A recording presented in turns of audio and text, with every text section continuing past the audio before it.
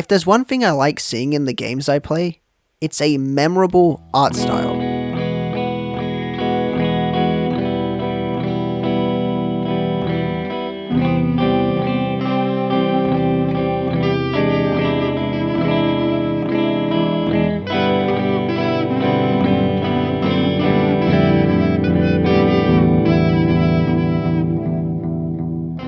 When thinking about some of my favourite games out there, a large part of what makes those games so special, to me at least, is how they look. The sense of visual identity that makes them so distinct from any other games that I play. There's this sense of joy in the creativity that makes me fall in love with some of the media I find myself consuming. Granted, having a unique art style of course doesn't automatically make a game a masterpiece. More so it's the writing, the game itself, and the characters in it, for example, that can play just as, if not a more important part in making good games, compared to just having a unique looking aesthetic. Celeste isn't simply a fantastic game because it has frankly some of the greatest pixel art I've ever seen, full of colourful backdrops and level designs. No, what makes Celeste so great is that it's also a fun platformer, with excellent music which also happens to cover some serious and heavy topics in such a beautiful way. Elden Ring continues to be one of the prettiest games From Software has ever made.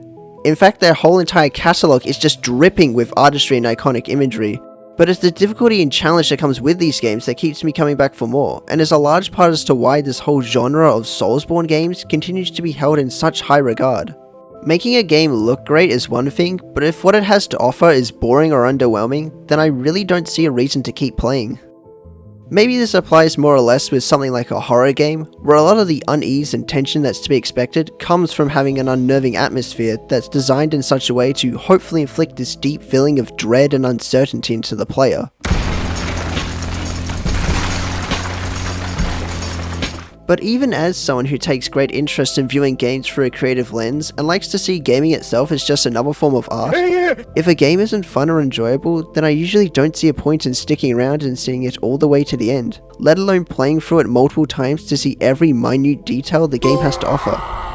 Bioshock Infinite still looks great nowadays, and yet no matter how much I try, I can never seem to get through to the end of that game due to just lack of interest, and I think it massively pales in comparison to its predecessors. Now, most of the time I'll happily enjoy some good quality gameplay that helps make up for a rather lackluster narrative, and vice versa in some fewer cases. However, I'd say it's quite rare that I find myself setting aside both of these factors entirely and become solely driven to play something purely out of the interest of the art style alone. Then I came across a game called Hylics.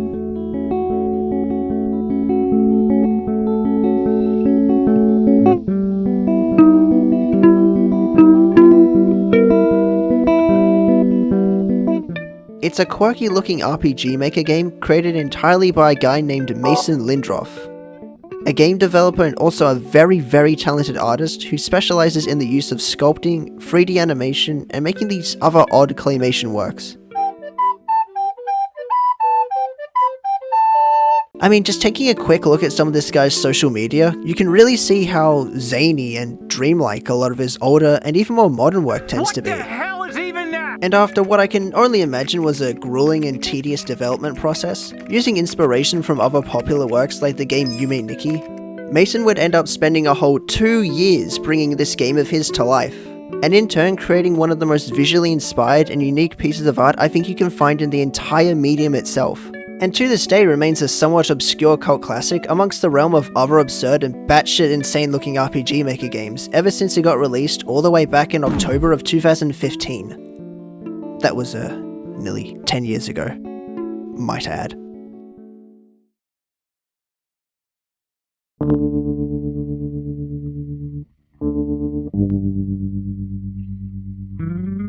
There are many different ways to describe a game like Hylics. Abnormal, confusing, jarring, phantasmagoric? Sure, why not? As you can no doubt see already from the gameplay, Hylics is a game that is all about its visuals, with the majority of what you come across being made entirely out of clay and animated using claymation. Just walk in and you just go like... It's such a surreal approach to creating video games that feels pretty much right at home for someone like Mason, especially when taking a look at his previous work creating games. Everywhere you turn, there's always something new, perplexing, and otherworldly. Sort of made all the more uncanny when you remember that it was all individually handcrafted and sculpted to look the way it does. Even stepping into buildings has this almost alien-like feel to them with how irregular the layouts and interiors as a whole are constructed. Almost as if the line between anatomy and architecture is beginning to blur into one another, with a lot of the enemies you encounter during battles often being covered in bits of clay as well, as if donning a piece of armor to protect themselves, or looking like they're having their whole body being taken over by a parasitic entity. Using what looks to be actual figurines as a sort of base for these characters, and making posing each of them a lot less of a pain in the neck when it came time to animating and photographing the abundance of different sprites that would be needed for the final game. How do I look, yellow man? Oh, shit!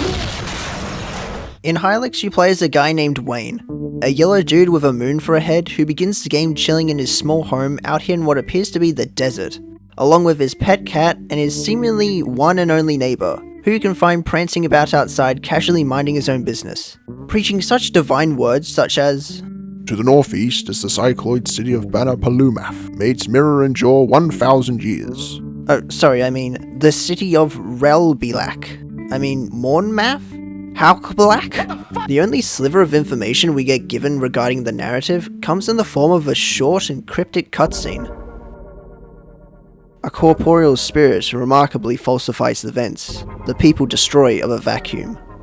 It is a gastropod in plastic radiance. It is a fate, thanks to text. Meanwhile, Gibby, King of the Moon, suffers a tyranny near the bad domicile Hope. Thus, your story begins.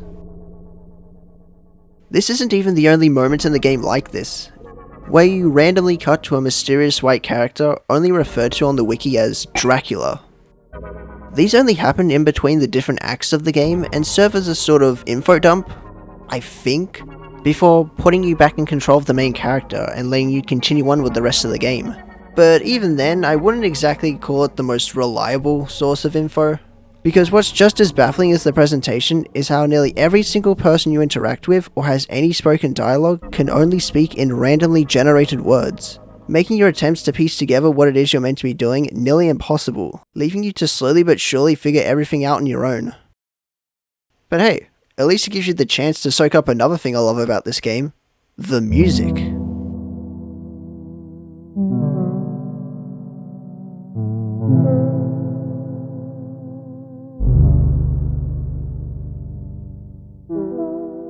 There's something about the soundtrack of Hylics that invokes a totally different vibe compared to ones you'd normally find in other RPGs of this fashion. Rather than trying to instill a grand sense of wonder, exploration, and adventure, with a chorus of triumphant melodies playing in the background as you journey across the lands in search of that next treasure or quest, playing through Hylics just tends to make you feel kinda lonely. Sometimes wandering across large stretches of open terrain that feel somewhat abandoned and just devoid of life, journeying to different islands that are all disconnected and isolated from one another, with the music never really giving that same type of uplifting energy common in most other games like this, and yet it actually feels somewhat nice to listen to. Oftentimes, the music portrays a feeling of mellowed relaxation, something that you could kick your feet up to, with the whole vibe feeling more laid back than anything.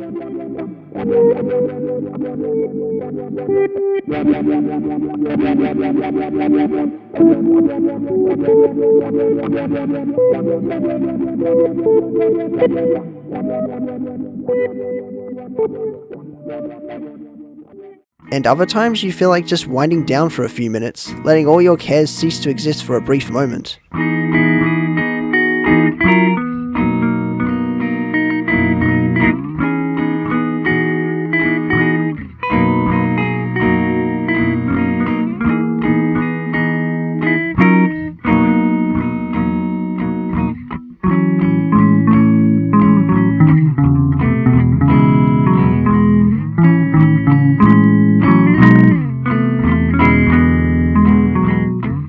And it's surprising just how much the mood and the emotion of a game can change simply by the type of music you hear.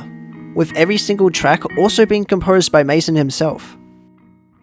But then other times, the music can just sound like, well, however you would describe this.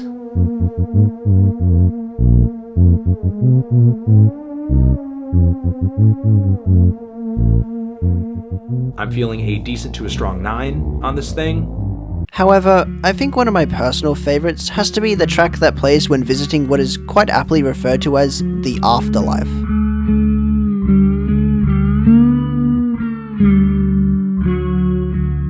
Rather than having you simply reload to a previous save upon dying, you'll instead be transported to an entire separate area that not only lets you take a much needed rest and lets you build sandcastles on the beach, but it's also a means of making your party members stronger and more durable. Instead of being rewarded with experience, defeating enemies will instead reward you with pieces of, meat, which can then be fed into a machine upon your next visit to the afterlife, and in return giving you a permanent increase to your maximum health. And let me tell you, given how often enemies tend to attack you in larger groups, you're gonna fucking need it. With the game not really telling you where exactly you should be going first, or which direction you should ideally be heading in, on a first playthrough it's more than likely you'll end up running into encounters that you are nowhere near capable of winning on your own, and will no doubt see you being killed in a matter of seconds as you're trying to explore this strange claymation world around you. Kinda like the first time you naively ran into that graveyard during the beginning of Dark Souls and got jumped by a dozen different skeletons. Actually, if there was any sort of criticism I could give to Hylics, it would most certainly have to do with the combat itself, and it's easily the most bland part of the entire game. It's not terrible by any means, but overall it really isn't anything to write home about, because at its core, it plays just like your standard turn-based RPG, except this one has a bunch of flashy claymation visuals and hand gestures. I have heard it's a lot better in the sequel that was released in 2020. However, that seems more like something that deserves its own separate video due to how much different it plays and feels compared to the first game. But I think it's a testament to the creator's talent as an artist and his ability to create such imaginative and intriguing looking games that I think it well and truly makes up for a lot of the first game's shortcomings. It's a lot shorter compared to the second, doesn't have much in terms of story, and has little to no replayability that would justify playing through it all again once beating it for the first time. Yet I feel like my time and money was well spent, and I got to experience something that felt fresh and exciting in spite of how familiar it felt to things I've already played before. I'd highly recommend you go pick it up and play it for yourself. You can easily finish it all in one sitting like I did on my first playthrough, which may sound bad to some, but given how ridiculously cheap it is on Steam, I'd say it's absolutely worth your time. And I have nothing but the highest respect towards the creator for making something so crazy, baffling, and utterly insane in this style, let alone all by himself. It truly is the epitome of the phrase style over substance, and I mean that in the best possible way.